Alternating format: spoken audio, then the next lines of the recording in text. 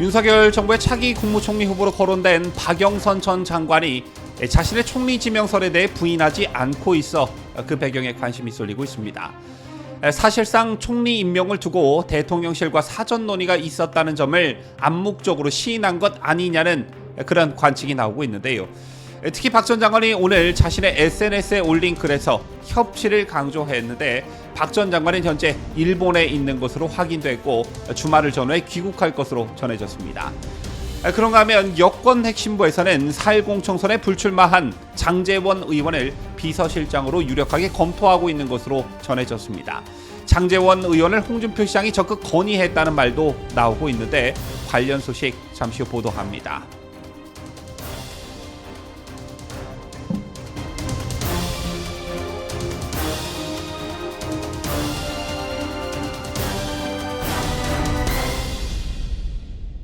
시청자 여러분 안녕하십니까? 뉴스데일리 베스트 비네커입니다. 여러분들 요즘 머리가 딱딱 아프시죠?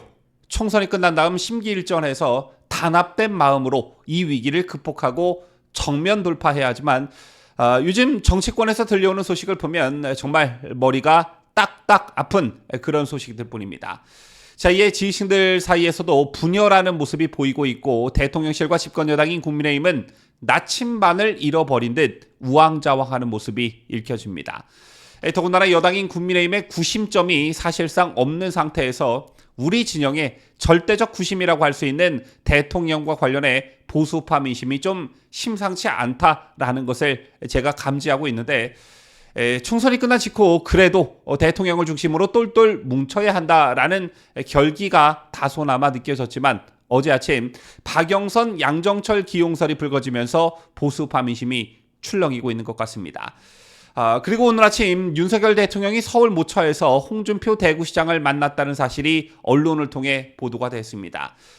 평상시 같았으면 국민의힘 소속의 당의 원로격에 해당하는 홍 시장을 만나서 대통령께서 이것저것 국정에 대한 대화를 나눈 것을 두고 뒷말이 나올 어떤 건덕지는 없겠으나 홍 시장이 최근 한동훈 전 비상대책위원장을 신랄하게 비판해 왔던 터라 이것과 연관지어서 생각을 안 할래야 안 할 수 없는 상황입니다.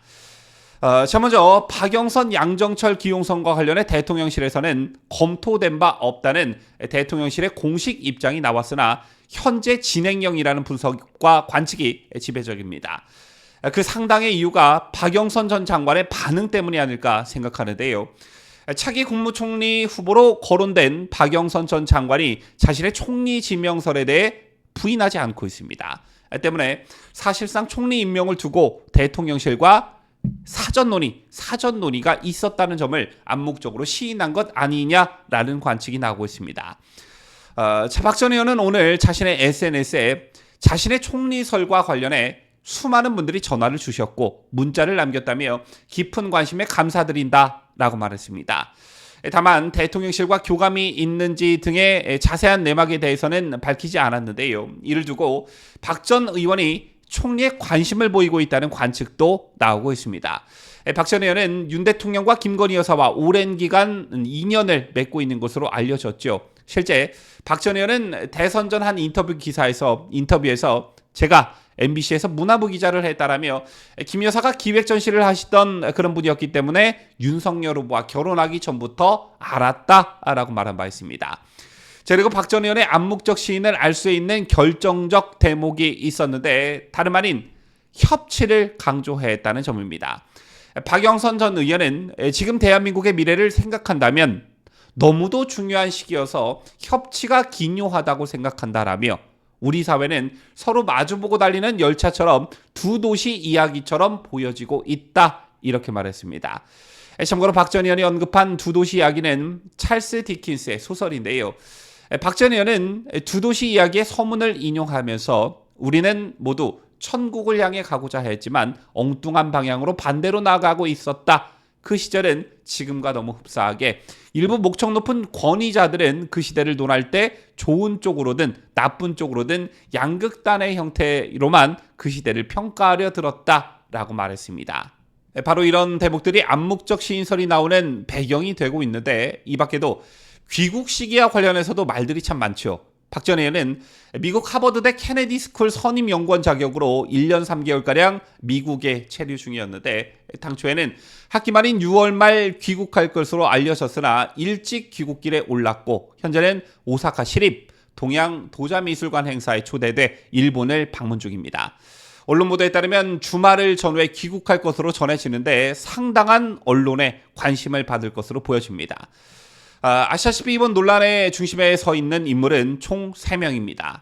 양정철, 김종민, 박영선 이렇게 3명의 이름이 거론되면서 이 난리가 난 것인데 유독 박영선만 반응이 다르다는 것입니다. 우선 양정철은 주변을 통해 어떤 직을 막을 생각이 없다라는 입장을 내놨고 김종민 의원의 경우 금시초문이다. 어떤 제안도 받은 바 없다라고 했습니다. 그런데 유독 박영선만 협치를 강조하면서 한국에 강의가 있어 조기 귀국한다. 곧 한국에서 뵙겠다라는 메시지를 직접 내놓은 것인데요. 그렇다면 왜 박영선, 양정철, 김종민인가라는 물음표가 생깁니다.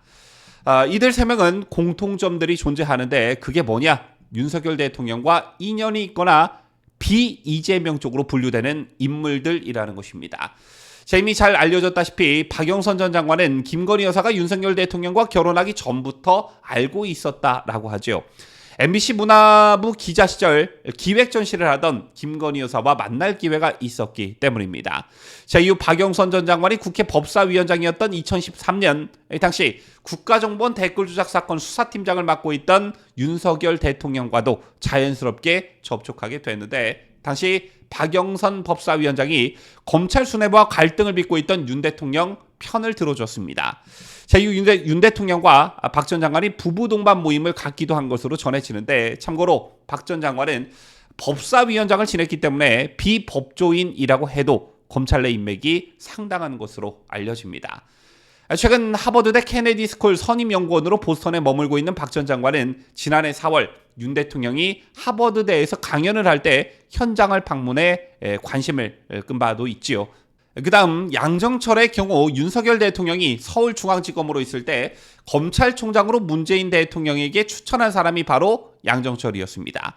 그 이전에 박근혜 대통령 시절에는 대구 고검에 좌천돼 내려가 있던 윤 대통령을 찾아가서 2016년 총선에 야당 후보로 출마할 것을 제안하기도 했습니다. 같은 사실은 윤 대통령이 2019년 7월 검찰총장 인사청문회에서 직접 밝힌 내용입니다. 그리고 마지막 김종민 의원의 경우 윤 대통령과 직접적인 관계는 없습니다. 다만 아시다시피 김 의원의 경우 대표적 반이재명계로 분류되는 인물이지요. 그리고 그 다음으로 여러분께서 눈여겨보실 게 도대체 이런 말들은 어떤 과정을 거쳐서 어떻게 해서 언론에 보도됐냐라는 점입니다. 복수의 언론에 거의 동시에 비슷한 보도가 나오는 경우는 그 직전에 소위 관계자라는 사람이 기자들과 식사를 하면서 대화를 나눈 경우가 많습니다. 그런데 이번 보도 과정을 보면 TV조선이 먼저 박영선, 양정철과 관련한 단독 보도를 하자 곧이어 YTN이 김종민 한 명을 추가해 보도하였습니다. 이걸 두고 어떤 해석이 가능하냐면 사실상 언론에 보도하지 않는다는 것을 전제로 얘기가 오갔으나 한쪽이 그러니까 TV조선이 먼저 보도하자 다른 쪽 즉 YTN이 같이 함께 보도했다고 봐야 합니다. 또 이럴 경우 원출처가 한 곳일 가능성이 매우 높습니다. 그렇다면 이 보도의 출처인 관계자라는 사람은 누구일까요? 이것에 관심이 모아지는데 이게 왜 중요하냐면 대통령의 인사는 공식 라인을 통해 움직여야 합니다. 다만 이건 그야말로 교과서적인 얘기이고 과거 정부에서도 배우의 실력자가 작동하는 경우가 많았습니다. 이런 관점에서 만일 이 관계자가 대통령실 내부 공식 직함을 지닌 사람이라면 전혀 문제될 게 없지만 만일 대통령실 외부 사람이라면 사안이 좀 달라지는데 바로 이런 점 때문에 현재 대통령실의 시스템이 제대로 작동하지 않는다는 말이 나오고 있는 것입니다. 어쨌든 이번 일이 해프닝에 그칠지 아니면 실제 인사로 이어질지 일단은 박영선 전 장관이 귀국을 해봐야 어느 정도 판가름이 가능할 듯합니다. 하지만 지금 이 시점에서 분명히 알 수 있는 것은 지금 대통령은 혹은 대통령실이 보여주고 있는 모습들은 정말 바람직한 모습이 아니라는 것입니다. 특히 진영의 관점에서 봤을 때 윤석열 정부의 절대적 지지층인 보수우파층에 대한 도리를 벗어나도 한참 벗어난 행동들을 하고 있다는 것입니다. 진짜 상황 파악이 안 돼도 이렇게 안 되나 참 한심하다라는 생각이 드는데요. 우선 박영선, 양정철, 김종민 기용을 생각했다는 것 자체도 그렇고 설령 대통령실 일부 인사의 입에서 아이디어 차원의 이런 얘기가 나왔다고 해도 외부에 발설하면 안 되는 그런 매우 예민한 사안이었습니다. 왜냐? 뻔히 어떤 파장들이 이어질지 예측 가능한 부분이었기 때문이었죠. 이 카드는 여권과 야권 모두 불만을 가질 수밖에 없는 그런 부분이었고 야당 반발을 의식해 이런 생각을 했다는 것 자체도 수준 낮은 발상입니다. 박영선, 양정철, 김종민을 기용한다고 해서 친명일색인 민주당의 반발이 없을 거라고 정말 그렇게 생각한 것인지 한심하기 짝이 없습니다. 어쨌든 이번 건으로 보수파로서의 자존심이 상하시고 심지어는 모욕감을 느끼신 분들도 많은 것으로 제가 알고 있습니다. 그런 분들께 대신 위로를 드리고 싶고 저 또한 여러분들께 위로를 받고 싶습니다.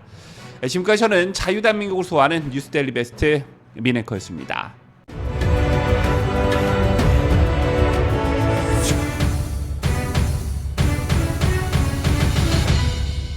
함께해요.